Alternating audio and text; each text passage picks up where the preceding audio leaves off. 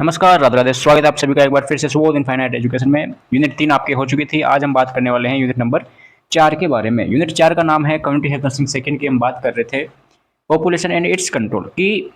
Population बहुत बढ़ रही है, अब इसको कंट्रोल कैसे करें। कम्युनिटी में एक बहुत इंपॉर्टेंट टॉपिक आता है फैमिली प्लानिंग नाम से। क्या?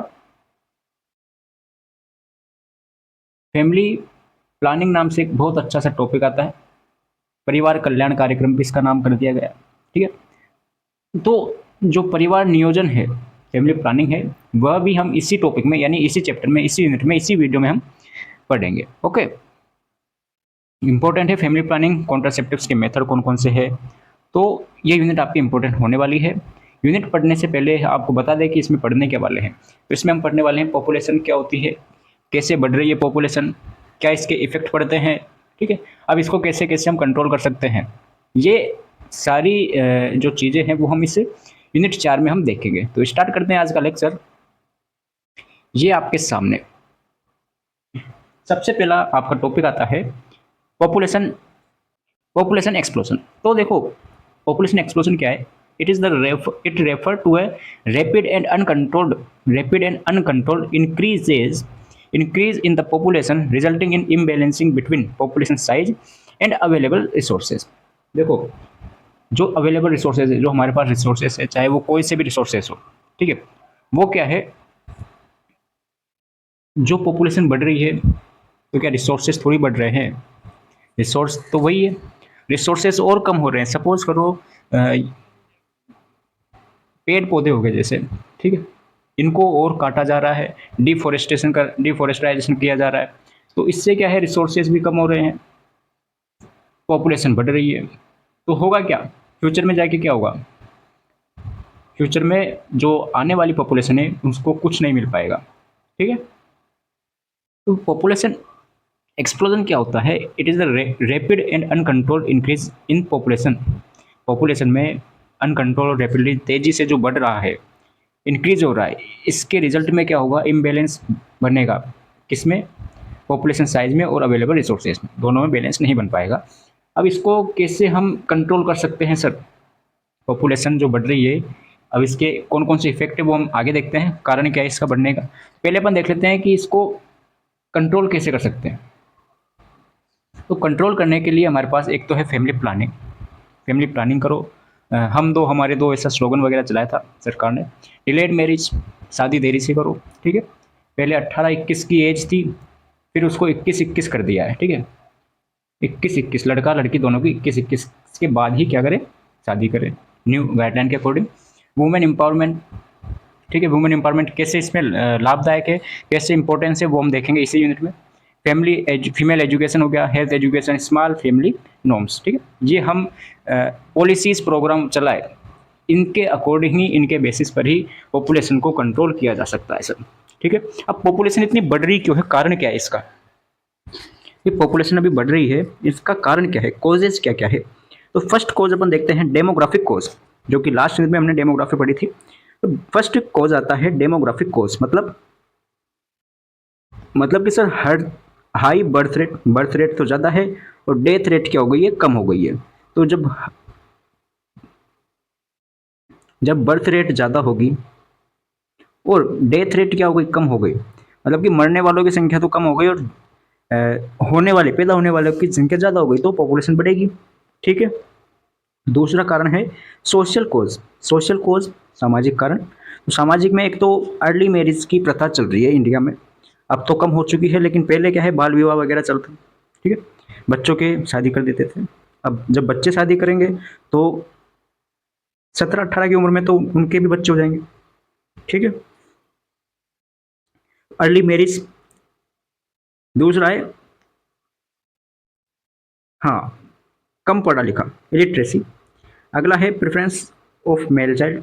बच्चे, लड़का चाहिए सबको, लड़का चाहिए सबको। अब लड़के की चाह में लड़कियां हो रही है, तो जनसंख्या बढ़ रही है।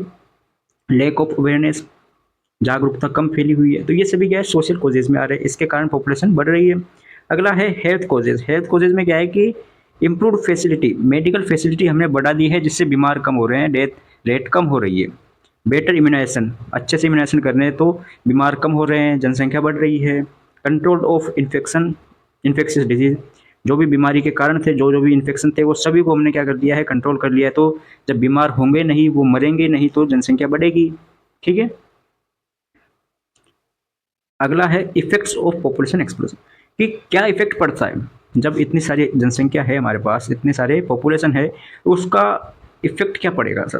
तो पहले तो अपन देख ले इंडिविजुअल पे क्या इफेक्ट पड़ता है।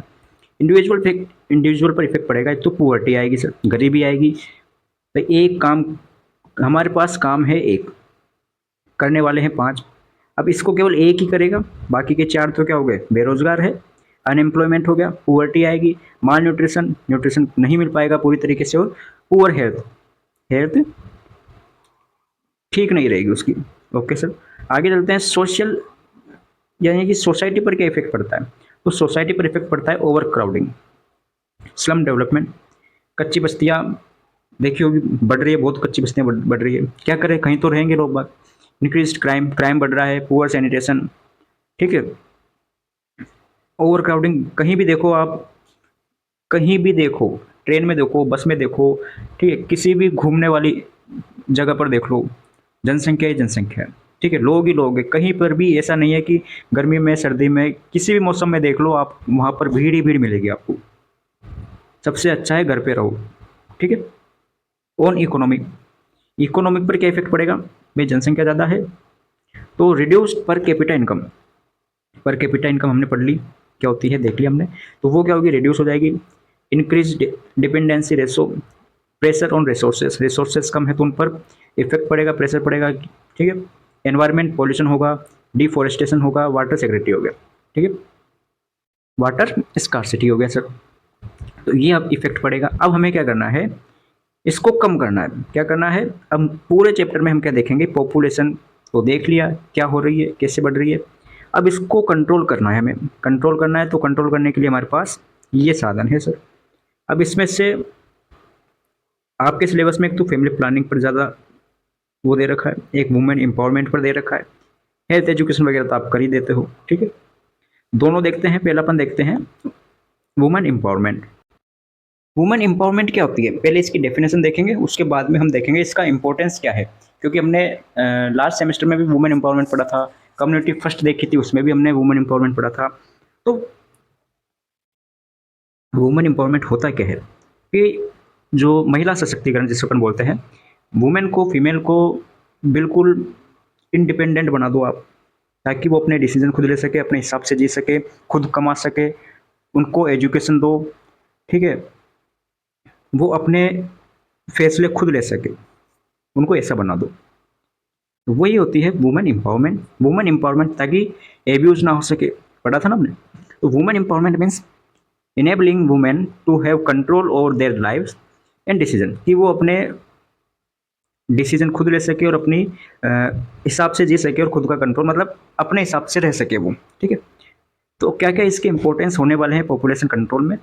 तो फर्स्ट तो अपन देखते हैं सोशल इंपावरमेंट। कि सोशल इंपावरमेंट अगर हम दें तो उससे क्या होगा, तो उससे होगा कि इक्वल राइट्स, डिलेड मैरिज, शादी देरी से करेंगी वो। ठीक है, ये नहीं कि वो 10 की उम्र में शादी कर रही है। ठीक है। रिड्यूस जेंडर डिस्क्रिमिनेशन, ठीक है, भेदभाव वगैरह कम होगा। एजुकेशन इंपावरमेंट से क्या होगा, फीमेल लिटरेसी, भाई फीमेल पढ़ी लिखी होगी तो वो अपना डिसीजन खुद ले सकेगी कि नहीं मुझे तो ये बस 2 ही चाहिए। ठीक है, मेरे तो दो, हम दो हमारे दो, बस वो वाला स्लोगन। ठीक है, वो खुद काम पे जाएगी तो संभालेगा कौन। तो ऐसे अगर वो पढ़ लिखेगी तो ये पॉपुलेशन पर इफेक्ट पड़ेगा। डिले मैरिज, शादी देरी से करेगी। Awareness about family planning, family planning जो प्रोग्राम है, कौन कौन से कॉन्ट्रासेप्टिव्स यूज लेने हैं, उस सभी का उसको पता रहेगा। बेटर चाइल्ड केयर, और अगर एक है या फिर 2 है तो उनकी चाइल्ड को अच्छे से केयर दे सकेगी। Health empowerment, access to reproductive health services, decision making regarding pregnancy. Okay, कि वो अपनी प्रेगनेंसी के रिगार्डिंग डिसीजन ले सकेगी कि प्रेगनेंसी करनी है नहीं करनी है। ठीक है, मतलब कि अगर नहीं करनी है तो कॉन्ट्रासेप्टिव्स वगैरह यूज ले लेगी। ठीक है। अगला आता है limiting family size. Next heading आती है लिमिटिंग फैमिली साइज, कि फैमिली साइज को लिमिट रख दो। ठीक है, लिमिट मतलब कि ज़्यादा नहीं बढ़ानी है हमें, लिमिटेड ही रखनी है। तो लिमिटेड या limiting the number of children in a family through family planning method, कैसे अपन चिल्ड्रन के नंबर को लिमिट कर सकते हैं, तो वो आता है फैमिली प्लानिंग मेथड के अकॉर्डिंग हम उसको क्या कर सकते हैं, लिमिटिंग कर सकते हैं। इससे होगा क्या, एडवांटेज क्या क्या है इसके, बेटर क्वालिटी ऑफ लाइफ, एक अच्छी ज़िंदगी जी सकेंगे। एक बात बताओ, कुछ कुछ फैमिलीज होती है, हॉस्पिटल्स में जैसे जाते हैं तो उसमें देखते हैं, कम्युनिटी में जैसे अगर आप घूमे हो आपने देखा हो कि एक ही फैमिली में 8 से 9 बच्चे हैं, और भी ज़्यादा होंगे कहीं तो, कि एक ही फैमिली में 8 से 9 क्या है बच्चे हैं एक ही कपल के। अब क्या वो बेटर लाइफ जी पाएंगे? नहीं जी पाएंगे। किस किन किन की रिस्पॉन्सिबिलिटी उठाएंगे, इनको पढ़ाना है, क्या करना है, तो वो सभी क्या है, कारण मैंने बता दिया कि क्यों हुआ है। बेटर एजुकेशन दे पाएंगे अगर एक या दो होगा तो, बेटर न्यूट्रिशन मिल पाएगा उनको। अब 8 को खिलाए या फिर 8 का न्यूट्रिशन केवल एक या दो को दे, किसमें फ़ायदा है? इम्प्रूव मैटरनल हेल्थ, ठीक है, उसकी माँ की जो मदर है उसकी भी हेल्थ क्या होगी, इम्प्रूव होगी। अगला है फैमिली प्लानिंग। अब आता है आपके पास मोस्ट इंपॉर्टेंट टॉपिक जिसके बारे में हम बात करने वाले हैं। इंपॉर्टेंट लगा लीजिए, एग्जाम में पूछा जाता है, फैमिली प्लानिंग क्या होती है। तो फैमिली प्लानिंग क्या है सर? फैमिली प्लानिंग एक साइंटिफिक ब्रांच होती है किसकी, डेमोग्राफी की। एक डेमोग्राफी की ब्रांच होती है, नॉर्मल बता देते हैं आपको, जिसमें कि प्रेगनेंसी के चांस को प्रिवेंट किया जाता है। क्या किया जाता है? प्रिवेंट किया जाता है। अगर आप ये डेफिनेशन के अलावा भी अगर लिखना चाहो तो लिख सकते हो कि family planning is the scientific branch of demography that use some aspect to prevent the chances of pregnancy. Okay, ठीक है सर। चलो, फैमिली प्लानिंग जो प्रोग्राम है, फैमिली प्लानिंग प्रोग्राम है, ये कब आया था? तो 1951-52, ठीक है, 1951-52 में। चलो सर, अब पढ़ते हैं अपन फैमिली प्लानिंग अच्छे से। तो family planning is a way of thinking and living adopted voluntary to promote health and welfare families. ठीक है, ऐसे ही लाइन है, ज़्यादा कुछ है नहीं। जो मैंने डेफिनेशन बताई है आपको, जो बोली है वो आप याद रखें कि क्या है, प्रेगनेंसी के चांस को प्रिवेंट करने का एक साधन है, यानी कि इस्तेमाल किया जाता है उसको। क्या क्या ऑब्जेक्टिव होने वाले इसमें फैमिली प्लानिंग से होगा क्या? प्रिवेंट अनवांटेड प्रेगनेंसी, अनचाही प्रेगनेंसी को रोकने के लिए। स्पेस चिल्ड्रन, दो बच्चों के बीच में अच्छे से क्या है, स्पेस रखने के लिए, गैप रखने के लिए। वो चल रहा है ना, दूसरा बच्चा 3 साल बाद, वो स्लोगन वगैरह चलते हैं, ठीक है। लिमिट फैमिली साइज को लिमिट करने के लिए कि नहीं हमें तो एक ही चाहिए या फिर दो ही चाहिए। Improve maternal and child health, ठीक है, इनके लिए ये फैमिली प्लानिंग यूजफुल है। अब कॉन्ट्रासेप्टिव मेथड आते हैं, तो उससे पहले आपको पता होना चाहिए कि एलिजिबल कपल होता क्या है। एक टर्म है, कौन सी टर्म है सर? एक टर्म दे रखी है कि एलिजिबल कपल, सिलेबस में नहीं है लेकिन बता देते हैं आपको। एलिजिबल कपल की एज क्या होती है, अगर पूछ ले आपसे तो क्या पता होना चाहिए। तो एलिजिबल कपल का मतलब होता है कि फीमेल की एज होनी चाहिए उसमें ये, ठीक है, ये होता है एलिजिबल कपल, किसकी? फीमेल की, जिसमें फीमेल की और वो शादीशुदा होनी चाहिए, कि मेरी है ना, मैरिज होनी चाहिए उनकी, और फीमेल की ये होनी चाहिए, और no one adopted permanent method, उसने अभी तक परमानेंट मेथड यूज में नहीं लिया। परमानेंट मेथड अगर यूज ले ले तो फिर क्या होगा, वो कपल है नहीं एलिजिबल, ठीक है। इंडिया में अगर पूछे तो चलो बाद में बताएंगे आपको। ये तो हो गया एलिजिबल कपल की बात, 15 to 49 ईयर्स। ओके, चलो अब स्टार्ट करते हैं अपन फैमिली प्लानिंग में कॉन्ट्रासेप्टिव्स के मेथड कौन कौन से है सर। तो ये है आपके सामने कॉन्ट्रासेप्टिव्स के मेथड। कॉन्ट्रासेप्टिव्स मेथड क्या होते हैं? Contraceptives method are method use to prevent pregnancy by preventing, किस किस को प्रिवेंट करे कि प्रेगनेंसी नहीं हो। तो हमारे पास एक तो आता है ओवुलेशन, अगर ओवुलेशन ही नहीं होगा तो फिर क्या प्रेगनेंसी होगी? नहीं होगी सर। अगर फर्टिलाइजेशन ही नहीं हुआ तो क्या प्रेगनेंसी होगी? नहीं होगी सर। अगर इम्प्लांटेशन ही नहीं हुआ तो क्या प्रेगनेंसी होगी? क्या नहीं होगी सर। तो कॉन्ट्रासेप्टिव्स मेथड क्या होते हैं? ऐसे मेथड होते हैं जो कि ओवुलेशन को प्रिवेंट करते हैं, फर्टिलाइजेशन को प्रिवेंट करते हैं, या फिर इम्प्लांटेशन को प्रिवेंट करते हैं, वही क्या कहलाते हैं? कॉन्ट्रासेप्टिव्स मेथड कहलाते हैं।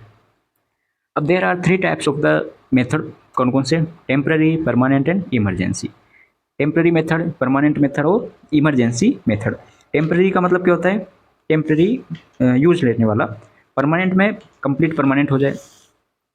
परमानेंट अगर एक बार परमानेंट मेथड यूज ले लिया तो फिर फ्री है बिल्कुल।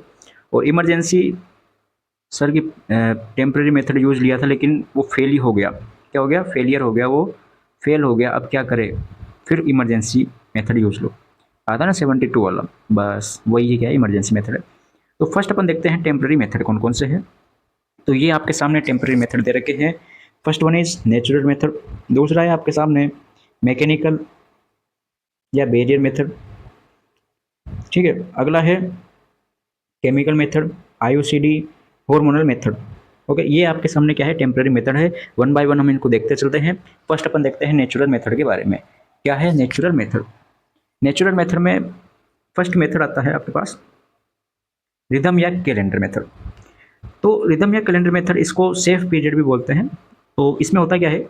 Avoid intercourse during fertile period, कि फर्टाइल पीरियड के टाइम पर इंटरकोर्स क्या करो? अवॉइड करो, सेक्स अवॉइड करो। अब कौन सा पीरियड सेफ है, कौन सा नहीं है, कैसे पता लगे? तो एक काम करो, हम यहाँ पे इसको समझ लेते हैं इस जगह पर कि इसी में लिख लो सेफ मेथड, सेफ पीरियड कौन सा है? First and last, first and last week of mens, ठीक है। एमसी कर देते हैं, एमसी से।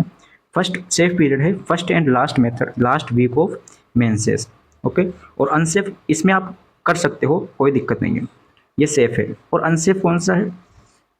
तो अनसेफ हो गया सर, अनसेफ हो गया आपके सामने बचा कुचा second and third week. Second and third week क्या है? अनसेफ है, इसमें आप अवॉइड कर दो, ओके। तो आप बचे रहोगे। नेक्स्ट मेथड आता है आपके पास बेसल बॉडी टेम्परेचर मेथड। देखो होता क्या है कि जब ओवुलेशन होता है, जब क्या होता है ओवुलेशन होता है, तो टेम्परेचर 1 डिग्री फ़ारेनहाइट के समथिंग इंक्रीज हो जाता है। जब फीमेल में ओवुलेशन होता है तो 1 डिग्री फ़ारेनहाइट क्या होता है? इंक्रीज हो जाता है। डिग्री सेल्सियस की अगर हम बात करें तो 0.3 से 0.5 डिग्री सेल्सियस के समथिंग टेम्परेचर क्या हो जाता है? इंक्रीज हो जाता है। तो फीमेल को बोलेंगे कि जब भी उठे सुबह अर्ली मॉर्निंग में, जब भी उठे उस टाइम पर टेम्परेचर मेजर करना है। अगर लगे आपको कि टेम्परेचर इंक्रीज हुआ है तो आपको क्या करना है? अवॉइड करना है। तो daily temperature monitoring to identify ovulation, ठीक है। 1 डिग्री फ़ारेनहाइट के समथिंग उसमें इंक्रीज होता है टेम्परेचर। नेक्स्ट है सर्वाइकल म्यूकस मेथड। तो आपको क्या करनी है? फीमेल को बोलेंगे, आपको क्या फीमेल को बोलेंगे जो भी ये यूज ले रहा है मेथड, कि बिफोर ओवुलेशन जो सर्वाइकल म्यूकस होती है, बिफोर ओवुलेशन, भाई हमें क्या करना है? अभी ओवुलेशन दोनों को फ्यूजन होने से रोकना है। तो अगर ओवुलेशन होगा ही नहीं तो कुछ दिक्कत थोड़ी हमें नहीं होगी सर। तो बिफोर ओवुलेशन जो म्यूकस होती है, क्या होती है? म्यूकस होती है। कौन सी म्यूकस? Cervical mucus. जो सर्वाइकल म्यूकस होती है वो क्या होती है? नेचर में वाटरी होती है, थिन होती है, ट्रांसपेरेंट होती है, ठीक है। लेकिन आफ्टर ओवुलेशन, जब ओवुलेशन हो जाएगा तो ये क्या हो जाएगी? सर्वाइकल म्यूकस नेचर में हो जाएगी थिक और लेस, कम हो जाएगी और थिक हो जाएगी सर्वाइकल म्यूकस।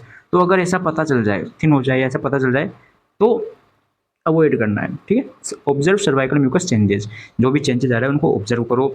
अब ये जो सर्वाइकल म्यूकस मेथड है ये हाई रिस्क फेलियर है, इसके फेल होने के चांसेस क्या है? ज़्यादा है, ओके, ठीक है सर।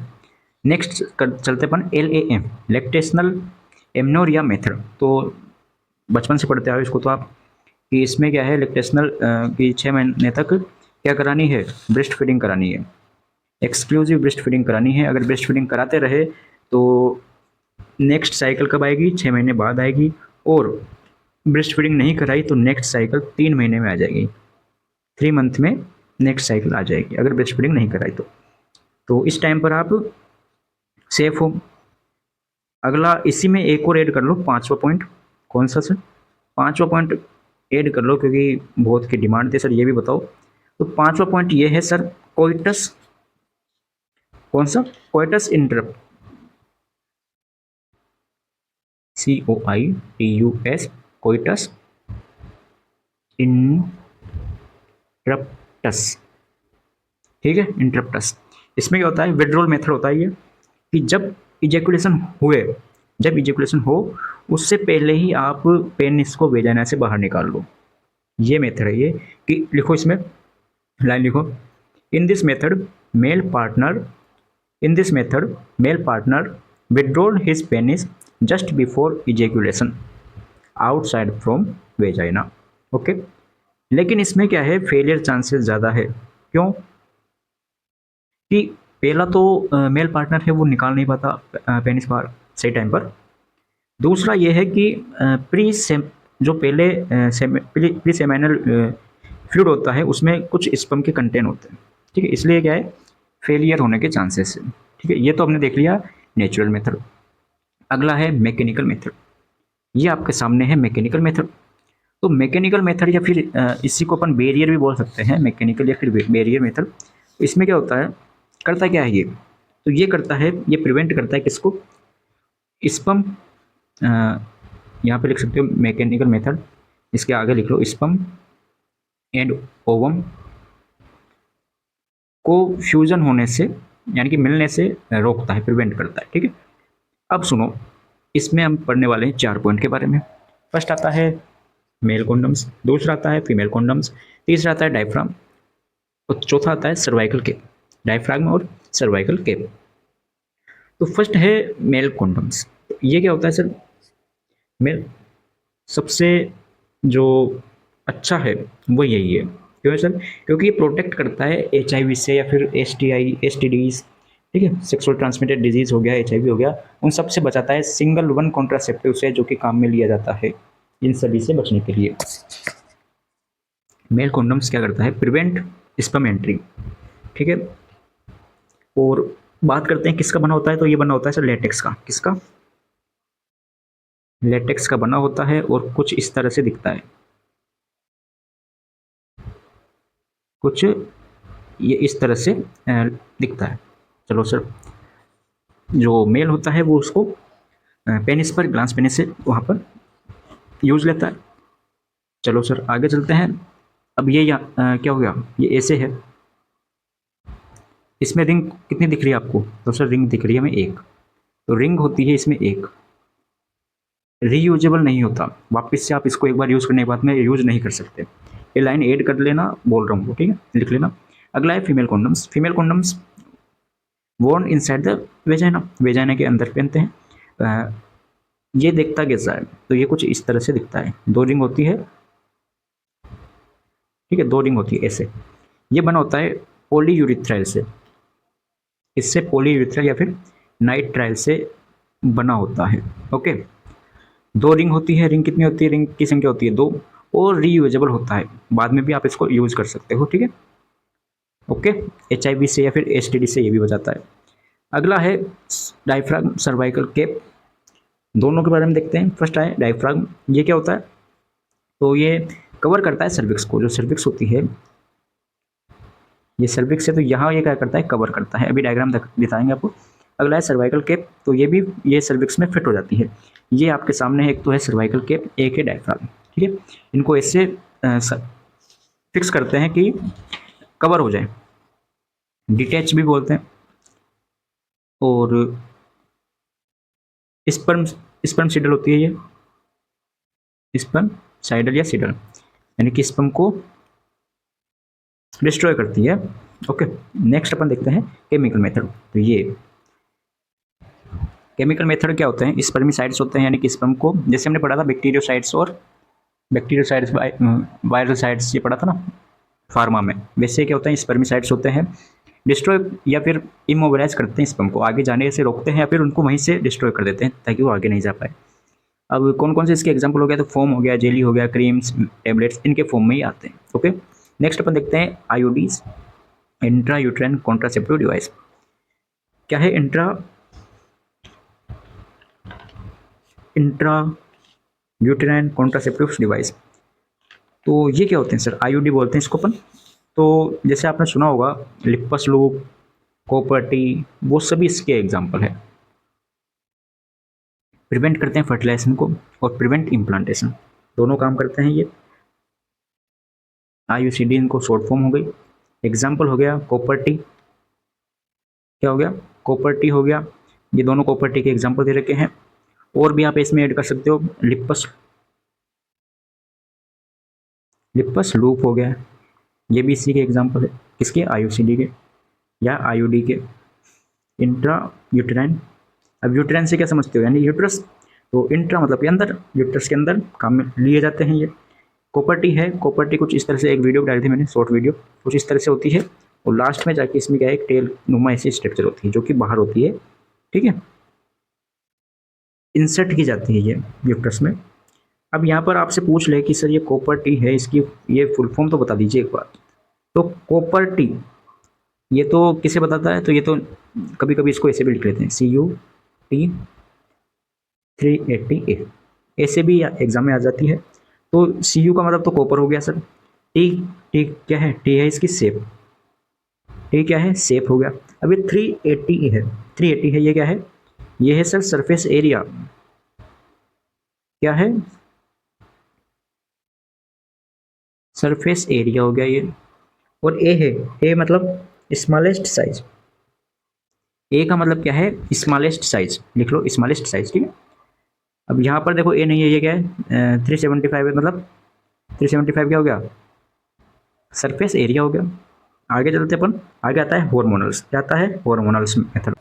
अब हॉर्मोनल है, हॉर्मोनल में दो आते हैं, एक तो एस्ट्रोजन, एक प्रोजेस्टेरोन, दो हॉर्मोन्स यूज लिए जाते हैं। ये क्या करते हैं, ओवुलेशन को सप्रेस करते हैं, ओवुलेशन नहीं होने देते हैं। दूसरा सर्वाइकल म्यूकस है, उसको क्या कर देते हैं, थिक कर देते हैं, क्या करते हैं, थिक कर देते हैं। अगर मैकेनिकल MOA पूछे तो आपका क्या है, ये है, एक तो सर्वाइकल म्यूकस को थिक कर देते हैं, दूसरा ओवुलेशन नहीं होने देते हैं। एस्ट्रोजन और प्रोजेस्टेरोन दो हार्मोन्स यूज लिए जाते हैं। अब इसमें फर्स्ट आता है oral contraceptive pills, oral contraceptive pills हो गया। अब ओरल कॉन्ट्रासेप्टिव पिल में, यानी कि ओरल मतलब कि ओरल, अब इसका भी क्या है, दो एक तो प्रोजेस्टेरोन ओनली हो गया, और एक होता है combined, combined pills, combined oral contraceptive pills, जिसमें एस्ट्रोजन एंड प्रोजेस्टेरोन दोनों को यूज लिया जाता है। और इसमें केवल प्रोजेस्टेरोन का यूज लिया जाता है अगर किसी के एस्ट्रोजन से एलर्जी टाइप हो तो, ठीक है, ओके, आगे समझ में। अगला है इंजेक्टेबल, ये तो ओरली यूज ले लिया। अगर आपसे इनके कंपोनेंट्स पूछे कि जैसे एस्ट्रोजन है, तो एस्ट्रोजन को क्या नाम देते हैं, एस्ट्रोजन को तो अपन बोलते हैं क्या, एस्ट्रोजन, और एक क्या, प्रोजेस्टेरोन, ठीक है। तो एस्ट्रोजन प्रोजेस्टेरोन है, इनका नाम क्या होता है सर, इनका नाम होता है इथाइल एस्ट्रेडाइल, इथाइल एस्ट्रोडाइल, ठीक है। और एक होता है नॉरगेस्ट्रोल। अब ये किस में है, नॉरगेस्ट्रोल, ये तो है सर माला एन, नाम सुना आपने, माला एन, तो माला एन है, यहाँ पर एन का मतलब क्या है, ये। और एक आता है माला डी, क्या आता है, माला डी, माला एन माला डी, ये क्या है, ओरल कॉन्ट्रासेप्टिव पिल्स होती है। माला डी है, तो माला डी में ये नोर गेस्ट्रोल है, इसकी जगह क्या आएगा, इसकी जगह आएगा सर, 1 सेकेंड, हाँ, डेरगेस्ट्रोल, ठीक है, डेरगेस्ट्रोल, डेसेगेस्ट्रोल आएगा, ठीक है। तो डी का मतलब यहाँ पे क्या हो गया, डेसेगेस्ट्रोल हो गया। तो ये ओरल कॉन्ट्रासेप्टिव्स हो गए, पिल्स हो गए। अगला है इंजेक्टेबल कॉन्ट्रासेप्टिव्स, ये भी हार्मोनल्स में। इंजेक्टेबल मतलब कि इंजेक्ट कर रहे हैं अपन, क्या है, एग्जांपल डंपा, डंपा की अगर हम बात करें तो पहले क्या था, डंपा IM लगाया जाता था, पहले की गाइडलाइन के अकॉर्डिंग डंपा IM था, लेकिन अब गाइडलाइन अपडेट हो चुकी है, और इसको अभी नोटसेट वगैरह में भी क्वेश्चन पूछ रहे हैं इसके कि रूट क्या है, तो सबक्यूटेनियस इसका रूट है, ठीक है, किसका, डंपा का सबक्यूटेनियस रूट है। आपने हॉस्पिटल्स में देखा होगा, अंतरा नाम से जो इंजेक्शन आता है वो यही है, ठीक है। अरे यस और नो, यस सर। अगला है इम्प्लांट्स, इम्प्लांट्स है, तो इम्प्लांट्स में क्या है, नोर इम्प्लांट्स हो गया, ये क्या है, सबक्यूटेनियस में ये लगाया जाता है, ठीक है, सबक्यूटेनियस रूट से ये लगता है, नोर इम्प्लांट्स हो गया और इम्प्लांट्स हो गया।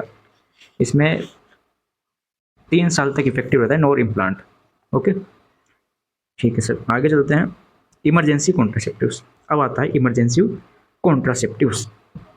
होता क्या है कि ऐसे मेथड जो कि प्रेगनेंसी को रोकते हैं, कब? After unprotect sexual intercourse.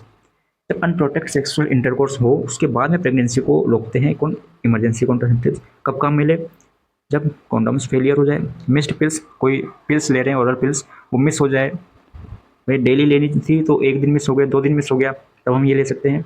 Sexual असोल्ट्स हो गया हो, मतलब रेप वगैरह, अनप्रोटेक्ट इंटरकोर्स हो, उस टाइम पर हम ये इमरजेंसी कॉन्ट्रासेप्शन का काम में लेते हैं।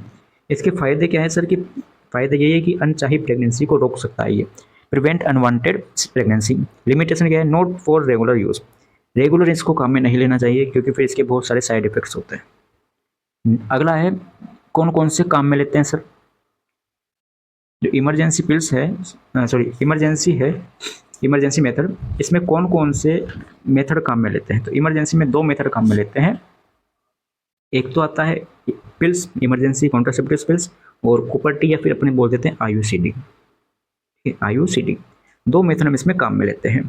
तो एक तो आ गया इमरजेंसी पिल्स। इमरजेंसी पिल्स है जिसको नाम देते हैं, नाम है उसका लेवोनोगेस्ट्रोल। ठीक है, ये इसकी डोज होती है 1.5 mg। कितनी? 1.5 mg की डोज होती है इसकी,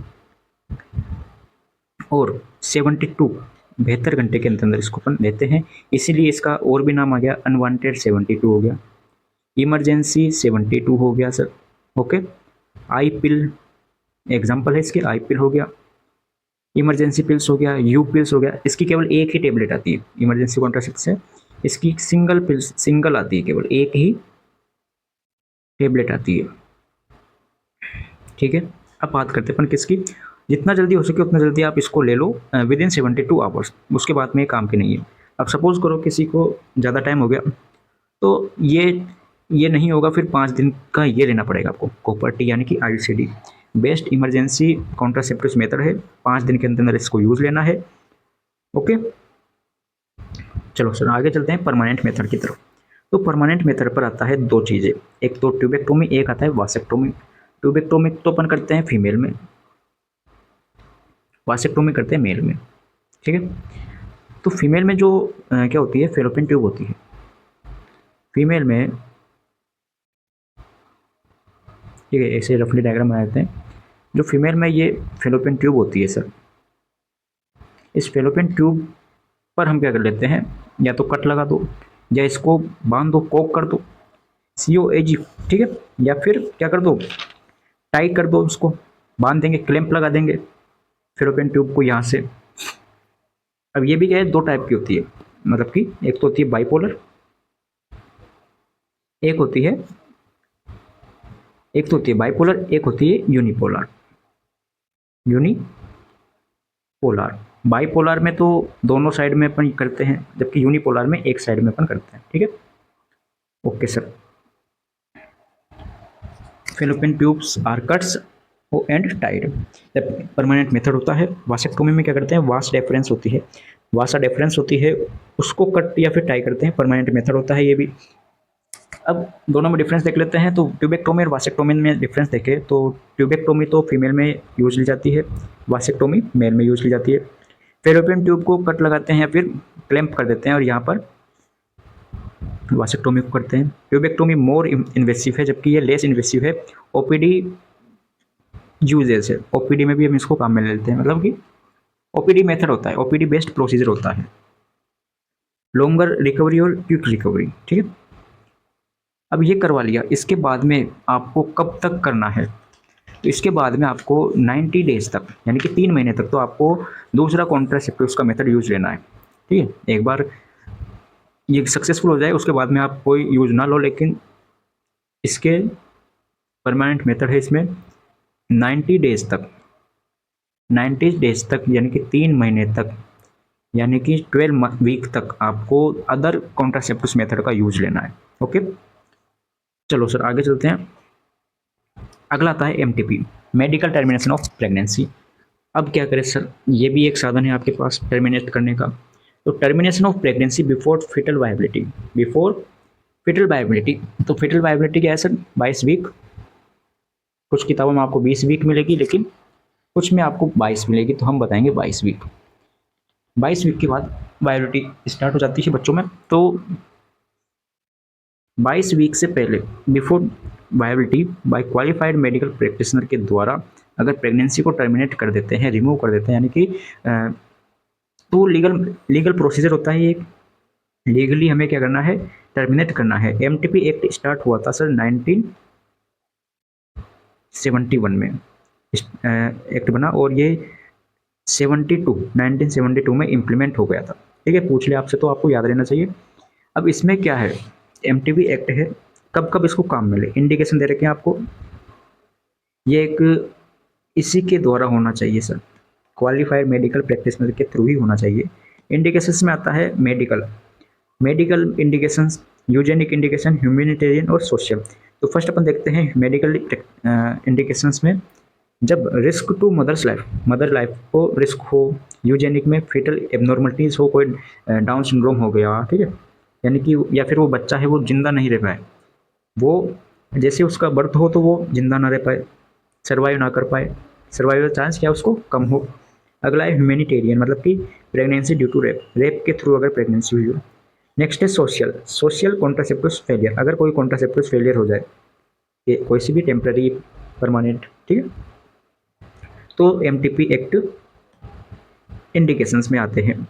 इंपॉर्टेंस प्रोविजन, तो इसकी इंपॉर्टेंस क्या है सर, तो इंपॉर्टेंस ये है sir, safe legal abortion, safe होता है ये, लीगल है, एमटीपी क्या है, लीगल है, कब तक, जब तक कि आप इसके इंडिकेशंस और सारी गाइडलाइन फॉलो ना करो। प्रोटेक्ट वुमेन्स हेल्थ, कॉन्फिडेंशियलिटी, गुप्त रखनी है ये चीज़ें, किसी के साथ शेयर नहीं करनी। नेक्स्ट पॉइंट आता है, लास्ट हेडिंग आती है आपके पास, नेशनल फैमिली वेलफेयर प्रोग्राम्स। 1952 में लॉन्च हुआ ये program. India become the first country to launch national family planning programs. ठीक है, इंडिया में सबसे पहले 1952 में। ओके सर, जब ये क्लास स्टार्ट हुई थी उसी टाइम पे मैंने आपको बता दिया था कि फैमिली प्लानिंग क्या है, 1951 या फिर 52 में हुआ था। अभी बता देते हैं आपको, अगर मिटाया ना हो तो मिटा दिया, चलो यही बात बताया था आपको 1951 से 1952। तो इंडिया फर्स्ट कंट्री है जो कि लॉन्च किया उसने 1952 में। ऑब्जेक्टिव्स क्या है, ताकि कंट्रोल कर सके अपन किसको, पॉपुलेशन को कंट्रोल कर सके, मैटरनल हेल्थ इंप्रूव कर सके और चाइल्ड हेल्थ इंप्रूव कर सके, इसके लिए प्रोग्राम चलाया गया है। कंपोनेंट्स क्या क्या है इसमें, क्या क्या करते हैं, तो फैमिली प्लानिंग सर्विसेज दी जाती है, maternal and child health services दी जाती है, हेल्थ एजुकेशन दिया जाता है सभी को कम्युनिटी में, और कॉन्ट्रासेप्टिव्स डिस्ट्रीब्यूट की जाती है, कॉन्ट्रासेप्टिव्स बांटी जाती है, दवाई पिल्स, ठीक है, और जो भी कॉन्ट्रासेप्टिव्स हमने पढ़ी है वो सभी डिस्ट्रीब्यूट की जाती है, और गवर्नमेंट हॉस्पिटल में तो ये फ्री ऑफ कॉस्ट भी है। ठीक है, फ्री ऑफ कॉस्ट भी है, निःशुल्क है। तो ये था आपका छोटा सा लेक्चर, जो कि हमने बहुत बड़ा पढ़ लिया क्योंकि समझने में ज़्यादा टाइम लगाया। तो लेक्चर कैसा लगा कमेंट जरूर करें।